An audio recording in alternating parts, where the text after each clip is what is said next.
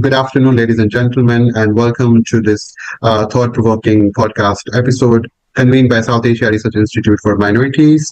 My name is Furqan Ahmed, and in today's episode, which is focusing on decolonizing hate, unpacking colonial legacies in modern political violence and peace building, at a time when hate-fueled violence, ethno-nationalism, and exclusionary politics are on the rise globally, and particularly in global south where we belong. This conversation is actually not where it's both urgent and necessary too as well.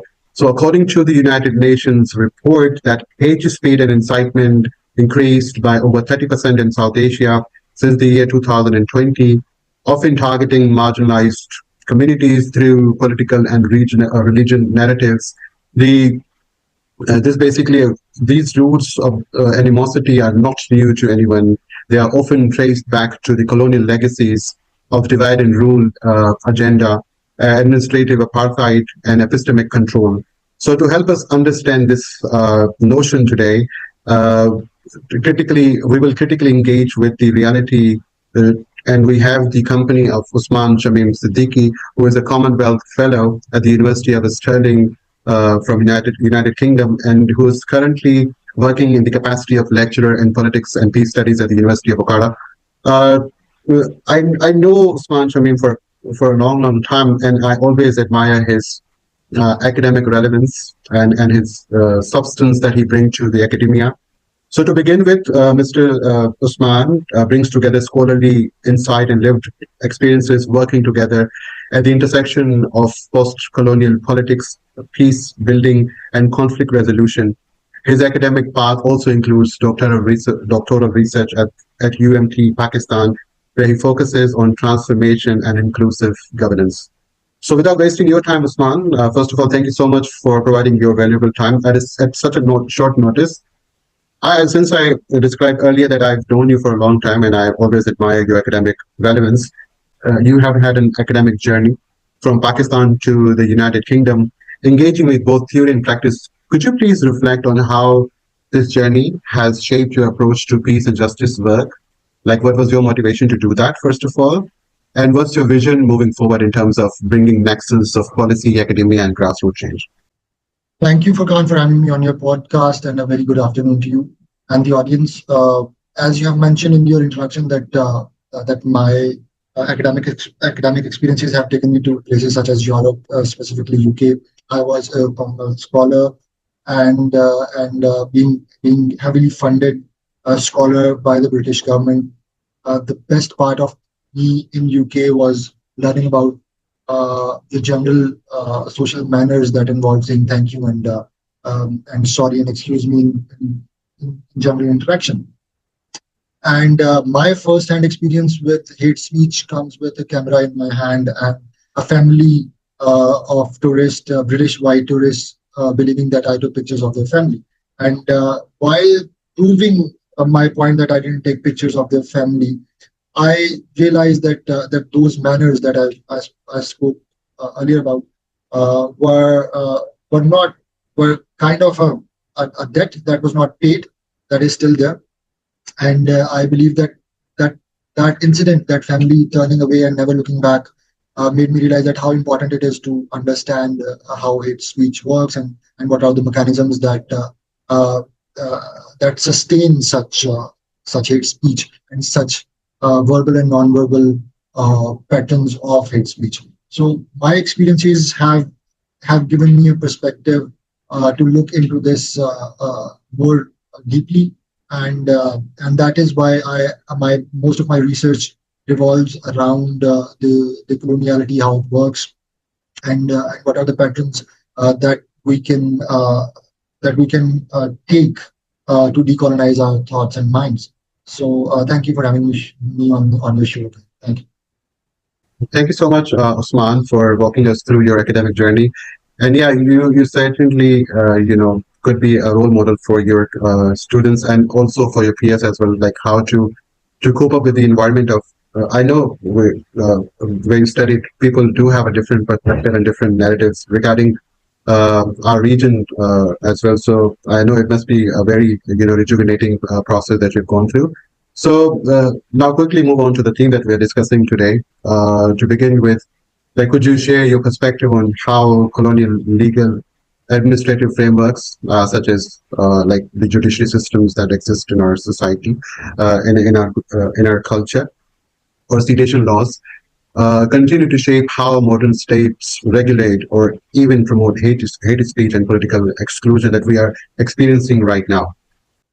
So, in order to understand hate speech, we first need to understand that what it means. Hate speech is a type of communication as it seems, and but the problem with this kind of speech is this kind of verbal and non-verbal communication is that it demeans a person or a group uh, with regards to its ethnic, religious background, its lingual background, and uh, and the color of his or her skin, the language that he speaks or she speaks. So, based on that, a person or a group is looked upon with a certain angle, and that angle involves hate, and that is quite dissimilar with free speech. Sometimes it is equated with free speech, but demeaning a person or a group based on its identity, dehumanizing a person or a group based on its identity, whether that is religious or ethnic, is hate speech. It incites violence, and then what it does is that it dehumanizes a particular group. And the other conceptual clarity that needs to be put on the record is that there are particular structures that introduce hate speech, and those structures are bounded with the patterns how coloniality works. So the coloniality is a mindset, as Franz Fanon has suggested, that colonization is a two-way process where one aspect takes care of the forceful subjugation of the beings, that is called colonization of the beings, and there comes the second part that is called colonization of minds, and that colonization of mind. So what it does is that it introduces cultural and identity hierarchies among a particular society, and those hierarchies create fixed identities, and by creating those identities, by creating those structural hierarchies, what colonization has done in Africa and specifically in the South Asia is that they have used this divide and rule policy and fixating the identities that were pretty much fluid beforehand, but they were these fixed identities were given to religious and ethnic groups to create further divide, and then there were certain administrative tools, there were certain laws that were introduced in the subcontinent, generally in South Asia and Africa, that pretty much subjugated the minds of the people. It played its part in facilitating how we interact as human beings, as states in the post-colonial era. So it is very important to understand that how hate speech works, and what tools are used, what structures are used to use hate speech as a tool to achieve political and social ends. So what this type of colonization of mind does is that while creating cultural hierarchies, it glorifies exploitation, it justifies conquest and slavery. The laws, the education structures, they are the certain embeddedness of coloniality into laws and educational structures promotes violence. It gives a sense of privilege to certain sections of the society, and these cultural hierarchies result in a complete erasure of the culture, of the native culture, and that erasure is used as a pretext of solidifying the colonization. So, in order to understand how coloniality works and why hate speech is used as a tool, we need to have a conceptual understanding, and to put it out there as a pattern is very important to understand. So let's move on to another aspect of, you talk about the footprints of how hate speech, is embedded or is still embedded in our society.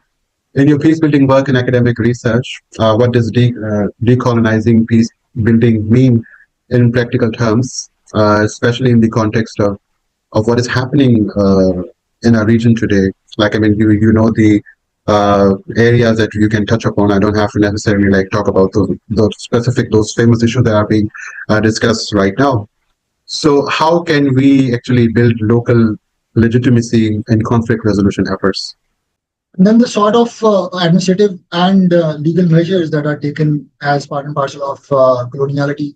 Uh, there are so many examples actually from Africa and South Asia.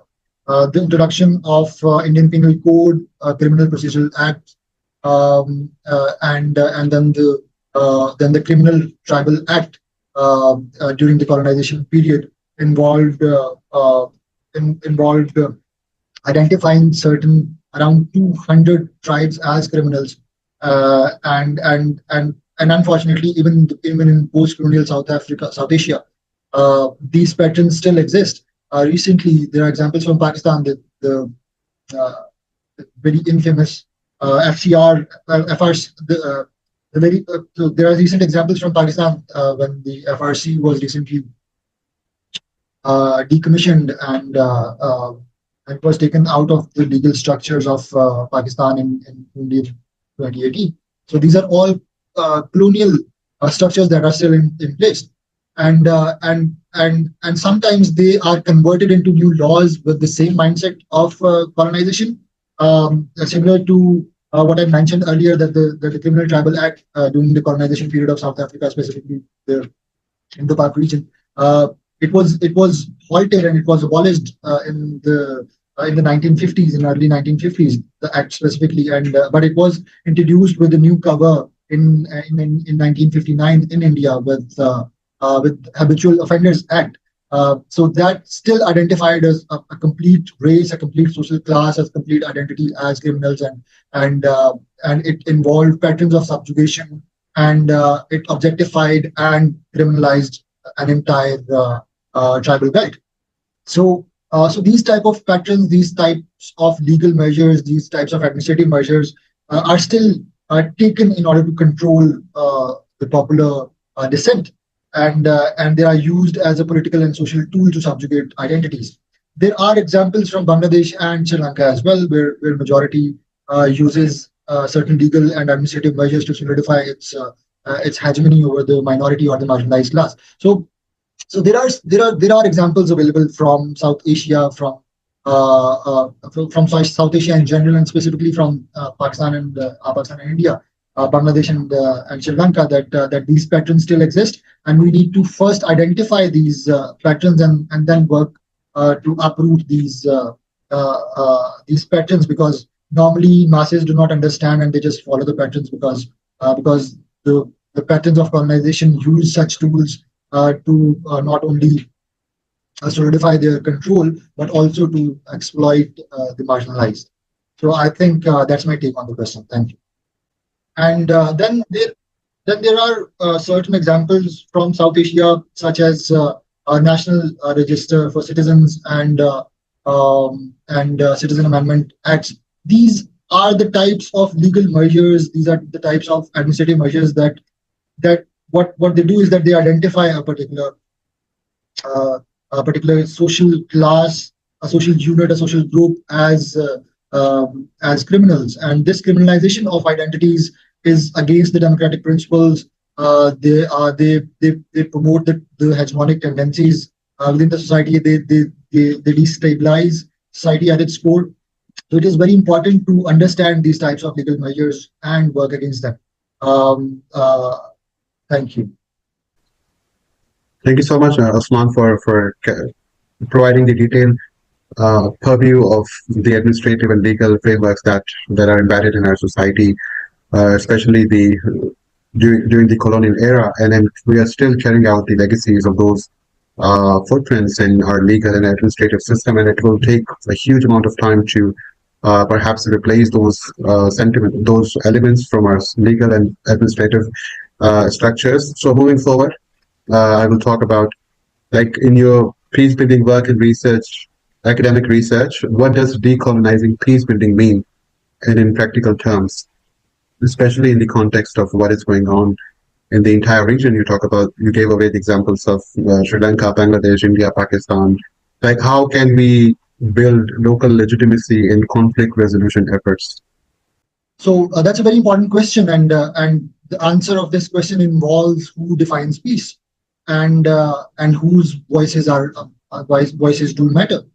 So it is very pertinent question in a sense that sometimes the perpetrators, the majoritarian rules, the hegemonic tendencies are the ones who actually define peace. There are countless examples throughout the world, such as who defines Palestinian conflict as a conflict, who defines Palestinian problem as a war between Israel and the Palestinians. So this definition is sometimes so loaded, and it promotes a discourse that is so hegemonic that we do not understand the meaning of why these small mistakes are made in order to promote and sustain these hegemonic tendencies. So first, we need to understand that who defines peace, that how it can be achieved, and then we need to understand that whose voices matter, uh, who who are the societies, who are the marginalized groups, who are the ethnic identities that are spoken for. So it is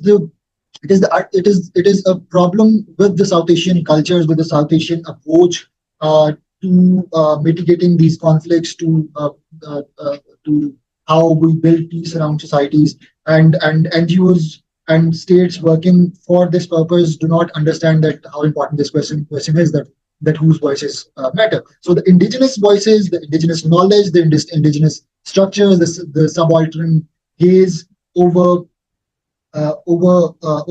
whole peace building process is so important that most of the social structures, most of the hegemonic structures drop these strategies, and they become, the problem is not solved.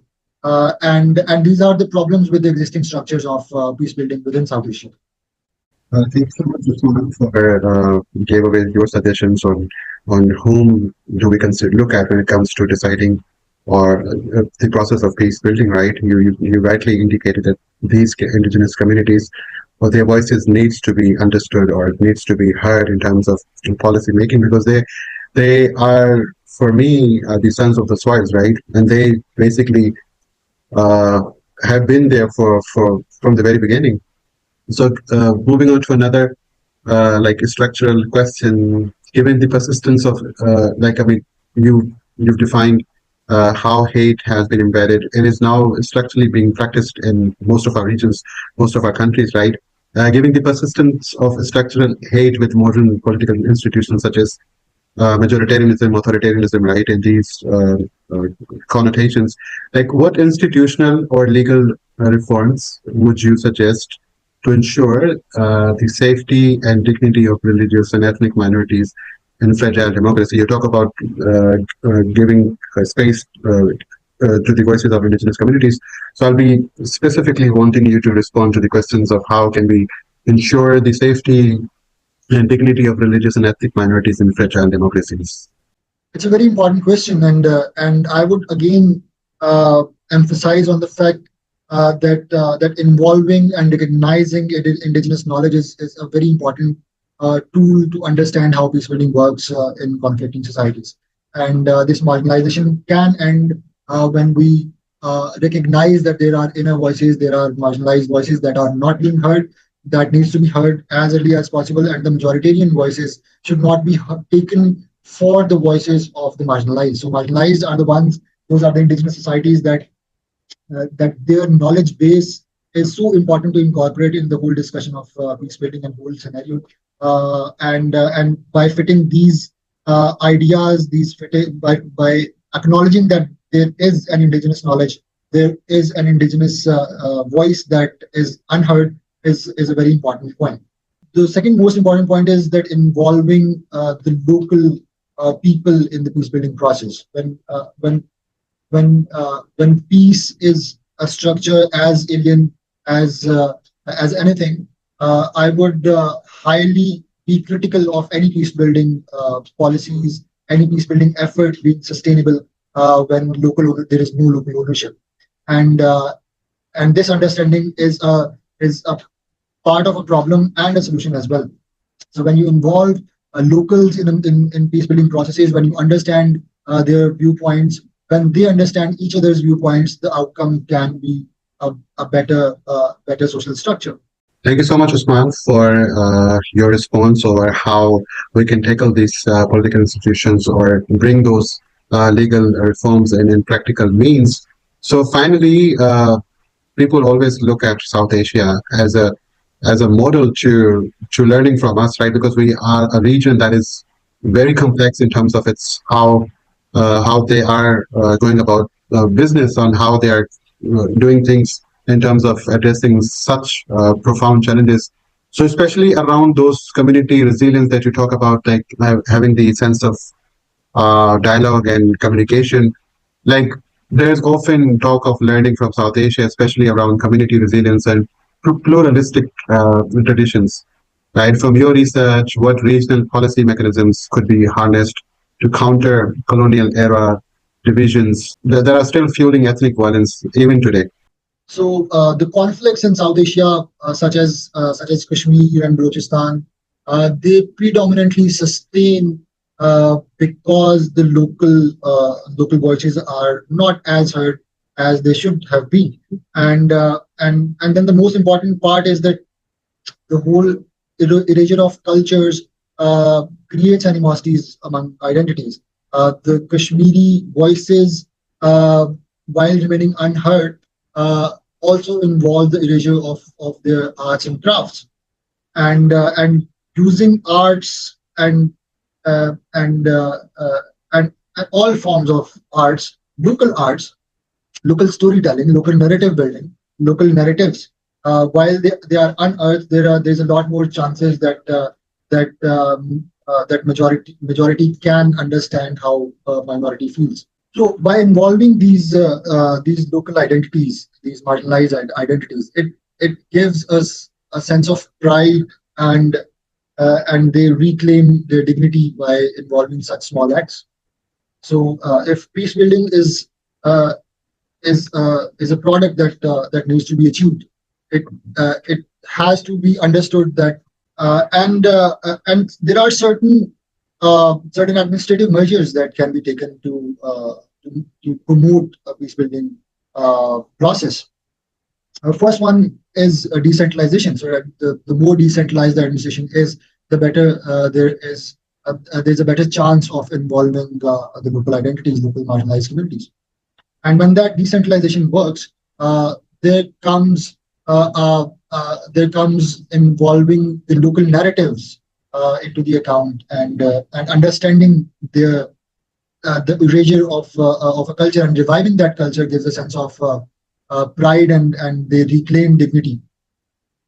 These local identities that was eroded in the past, and then there's a certain aspect of representation that comes in, and these type of structural efforts, these types of cultural efforts are needed to be made if we want to achieve sustainable societies and a long-term peace process everywhere around the world, specifically in the South Asian countries, because the context is so loaded that our colonial histories are so embedded with such injustices, and those structures have sustained for over a century now, for almost a century now. So it's been 75, 80 odd years since the South Asian countries have been decolonized, but there are still patterns available, and those patterns, those legal and administrative tools are used in order to promote hegemonic tendencies, and marginalize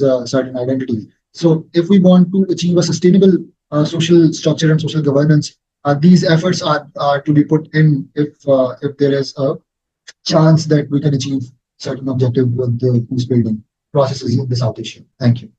Thank you very much, Usman, for your response. And on this note, we bring our today's discussion to an end. And once again, your powerful and insightful discussion was reflective of what is going on in South Asia, or Global South in particular. So to help us better understand, we have not only understood the visible structure of hate, but also the hidden colonial roots that continue to inform them. As we reflect on these lessons, SARIM is always committed to amplifying voices that advocate for justice, dignity, and decolonized peace in South Asia and beyond. And to our listeners and viewers, stay connected, challenge dominant narratives, and most importantly, engage with empathy. Until next time, take care. Thank you very much, Furqan.